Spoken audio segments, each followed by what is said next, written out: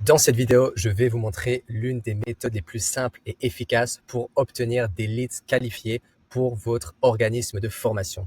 Donc, c'est une méthode que j'applique personnellement avec des entreprises, donc des organismes de formation comme les vôtres, et qui a permis donc d'obtenir plus de 1000 leads qualifiés sur l'année.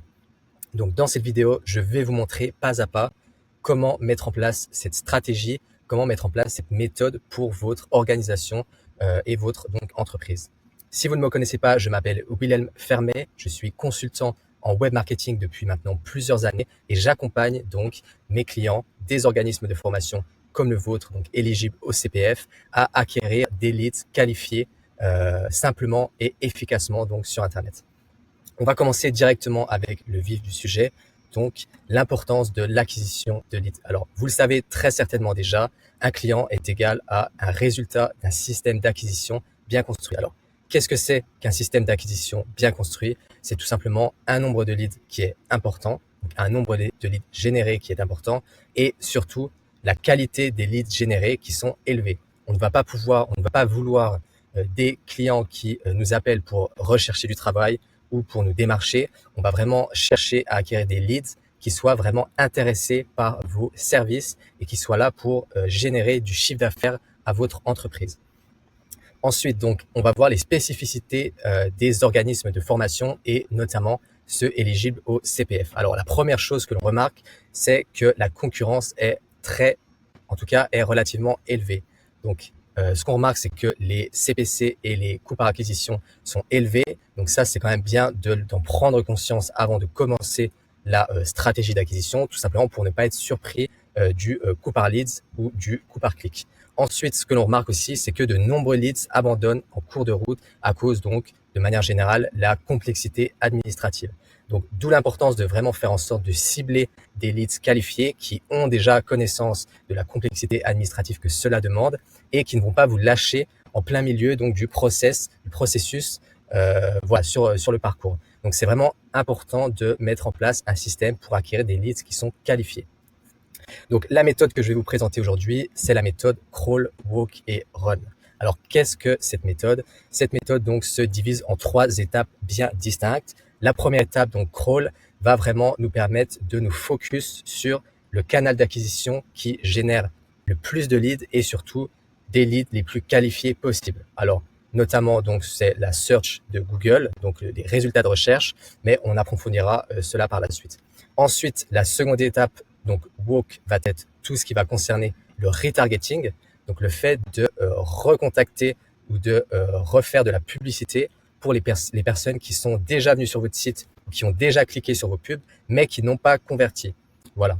Et la dernière partie, c'est le run. Donc, c'est le fait de trouver d'autres canaux d'acquisition pour vraiment aller chercher du nombre, aller chercher de la quantité de leads, bien sûr en faisant attention de ne pas dépenser pour rien et de chercher donc des leads qualifiés à faible coût.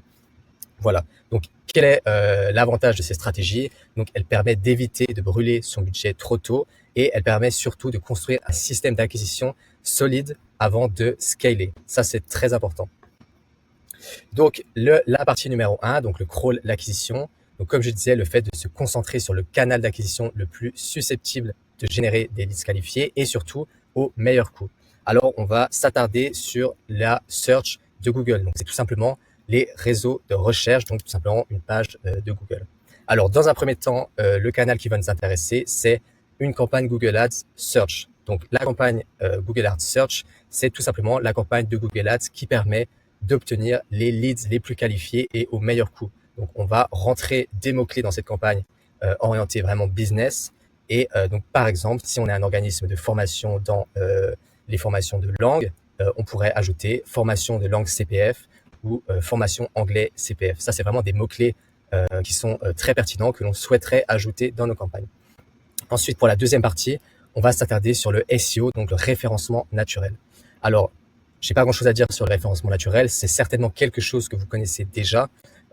Voilà, donc tout simplement, pourquoi choisir ces canaux? Donc, c'est tout simplement, comme on l'a dit, les canaux qui attirent le plus de prospects et surtout au meilleur coût. Alors, un exemple, si une personne tape directement dans Google formation anglais CPF, on a beaucoup plus de chances que cette personne soit un lead qualifié qu'une personne qui va tout simplement scroller sur Facebook et qui va tomber sur votre annonce et qui va cliquer sur votre annonce. On part du principe que lorsqu'une personne écrit directement dans Google les mots-clés, donc ce qu'elle recherche et qu'elle fait l'effort d'elle-même d'aller rechercher un organisme de formation, elle sera beaucoup plus à même de convertir qu'une personne qui aurait cliqué sur une pub sur Facebook lorsqu'elle regardait donc son fil d'actualité. Voilà, donc ça c'est très important à garder en tête et c'est pour ça qu'on va commencer sur la search de Google.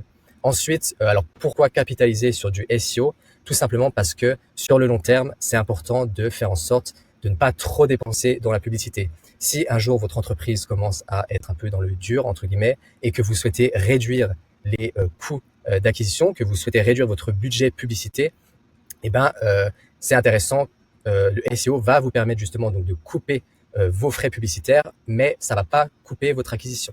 Vous aurez toujours un flux de leads entrants via le SEO. Donc voilà, vous n'êtes pas obligé de couper votre budget publicitaire, mais en tout cas, c'est toujours intéressant de savoir que on a un flux entrant de leads qui provient du référencement naturel et qui est entre guillemets gratuit ou beaucoup moins cher que les leads qui arrivent via Google Ads et via la publicité. Donc concrètement, pour la campagne Google Ads, alors comme je le disais, on va créer une campagne search. Le nombre de mots-clés à ajouter, donc si possible, des mots-clés vraiment orientés business. Donc on va dire entre 20 et 40 mots-clés maximum par campagne. Là, ça va vraiment aussi dépendre de votre stratégie. Moi, personnellement, je vous recommanderais donc entre 20 et 40 mots-clés par campagne. Budget mensuel, alors là aussi, ça va dépendre de votre budget.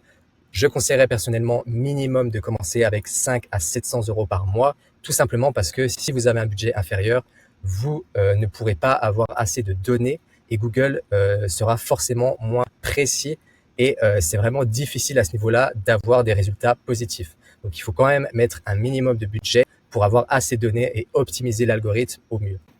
Si vous avez plus de budget, alors vous pouvez monter à 1000, 1500, 2000 € directement par mois sur votre première campagne.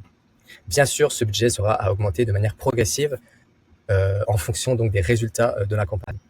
Par rapport donc au titre d'enchère, on partira sur maximiser les conversions. Le premier mois, ne mettez pas de CPA cible, tout simplement parce que vous ne connaissez pas vraiment, à part si vous avez déjà fait des campagnes auparavant.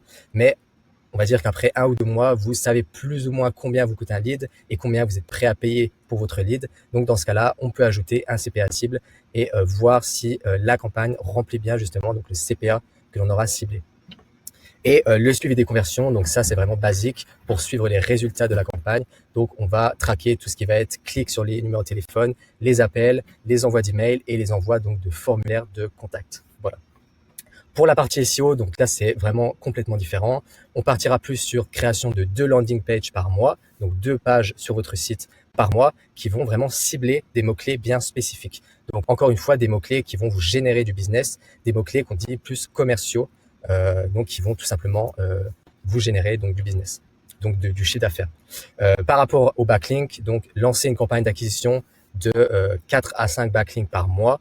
Donc faites vraiment attention à ça. Privilégiez les backlinks avec donc provenant de sites de qualité et surtout des sites similaires à votre thématique, donc d'autres organismes de formation ou en tout cas des sites qui sont dans des secteurs similaires aux vôtres. C'est très important. Et en plus de ça, vous pouvez créer 1 à 2 articles de blog par mois sur votre site, tout simplement donc pour pourquoi pas acquérir aussi un peu de trafic en plus et pour montrer surtout à Google que votre site est actif et génère de la plus-value, génère du contenu qualifié pour vos utilisateurs. Voilà. Donc c'est vraiment 2 stratégies qui sont différentes. On n'est pas obligé de les appliquer en même temps ou ensemble, mais en tout cas moi c'est ce que je préconiserais pour avoir justement cet aspect donc payant et en même temps organique si en cas de coup dur qui peut être très intéressant. Voilà, donc maintenant on passe à la deuxième partie de cette méthode qui est donc la partie walk, donc réengager. On va tout simplement donc récupérer les visiteurs, les prospects qui sont venus sur votre site ou qui ont cliqué sur vos annonces mais qui n'ont pas converti. Donc c'est-à-dire qu'ils ne vous ont pas contacté ou ils ne vous ont pas envoyé un formulaire de contact ou toute autre chose. Donc pourquoi c'est important? Parce qu'en général, ces personnes-là connaissent déjà votre marque et ce sont plus ou moins des personnes qui sera assez facile de convertir. Voilà.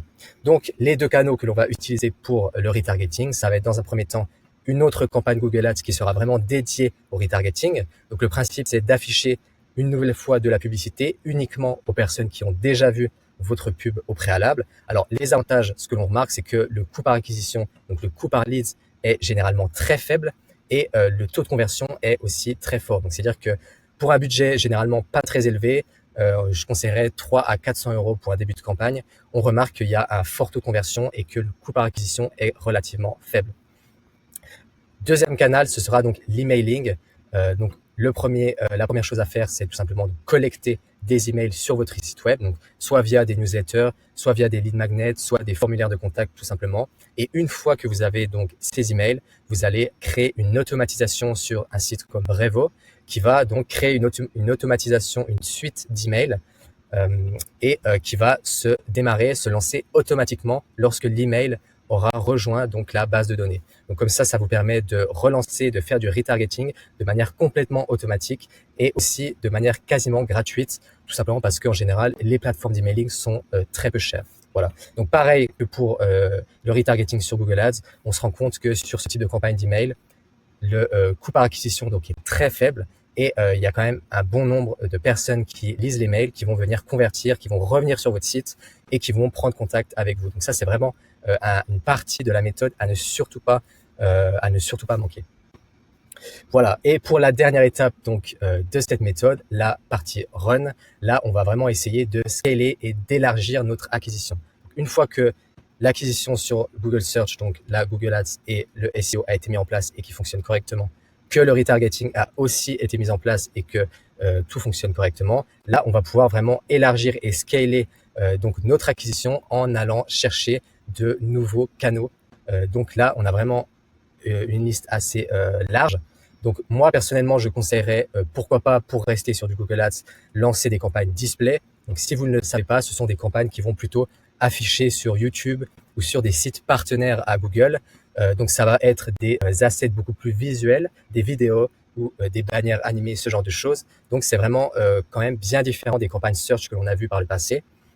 Autre chose, donc il y a vraiment le classique Meta Ads, Facebook et Instagram que vous connaissez aussi très certainement et qui fonctionne très bien. Si vous êtes dans le B2B, alors pourquoi pas aller sur du LinkedIn Ads qui fonctionne bien aussi. Et si votre cible est relativement jeune, eh bien, à mon avis, c'est intéressant de tester du TikTok Ads. Voilà. Écoutez, donc j'espère que tout ce que je viens de vous dire vous a apporté beaucoup d'informations et vous aidera par la suite. Si malgré toutes les informations que je vous ai données dans cette vidéo, vous souhaitez déléguer votre acquisition de leads, votre acquisition de prospects pour votre organisme de formation, alors vous pouvez tout à fait me contacter. J'ajouterai donc en description de cette vidéo un lien qui vous redirigera donc sur mon site web et vous pourrez prendre contact avec moi. Écoutez, je vous souhaite une très bonne journée. Merci beaucoup de m'avoir écouté. Au revoir.